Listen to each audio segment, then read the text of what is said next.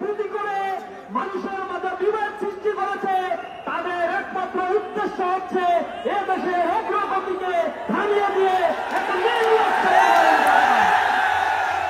গত 5 আগস্ট আপনারা দেখেছেন নতুন এক বাংলাদেশের চিত্র উদিত হয়েছে। অত্যাচার, নির্যাতন, গুম, খুন, হত্যা, ধর্ষণ, লুটেরাজের মাধ্যমে এই বাংলাদেশে 5 বছরের ক্ষতি হয়েছে। বাংলাদেশ থেকে বিদায় নিয়েছে ঠিকই, কিন্তু এদেশকে দখল করার জন্য নতুন চক্রান্ত তারা মেতে উঠেছে। এই বাংলার মুক্তিকামী মানুষেরা এখনো রাজপথে রয়েছে, থাকবে। তাদের আমরা যুক্তভাবে বলে দিতে চাই, প্রিয় বাংলাদেশ, এ বাংলাদেশে সংখ্যালঘু বলে একটি শব্দ উচ্চারণ করা হয়।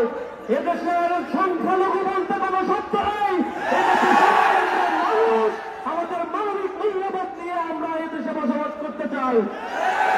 বাংলাদেশে আজকে যারা এখানে উপস্থিত হয়েছে, গণ্যমান্য ব্যক্তিগণ, বিভিন্ন সম্প্রদায়ের লোকেরা, তারা আজকে যে বার্তা এখান থেকে ছড়িয়ে দিয়েছে, আমরা আশা করি আমরা এ দেশকে নতুন উদ্যমে, তারুণ্যের উচ্ছলতায় আমরা এই দেশকে গড়ে তুলতে চাই।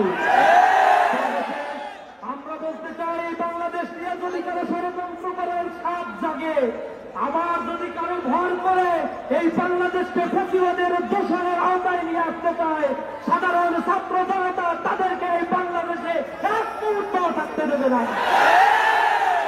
বন্ধুগণ, এই বাংলাদেশ আমাদের স্বাধীনতা উত্তর, এই বাংলাদেশে নিঃশ্বাস ফেলার মতো অবকাশ আমরা পাই নাই।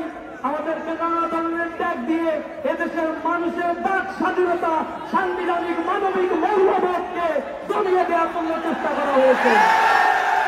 মানুষেরা জেগে উঠেছে, জাগ্রত মানুষের কণ্ঠস্বরকে রোধ করার মতো কোনো চক্রান্ত করার মতো কোনো শক্তি নয়।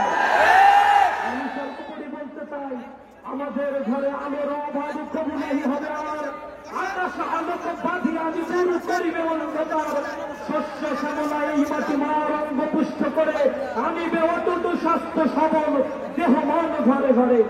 আমরা আনিব ফুল ফসল পাখিরা তারা ভোর, জগৎ করিব মধুময় প্রাণে প্রাণে প্রীতিদোষ।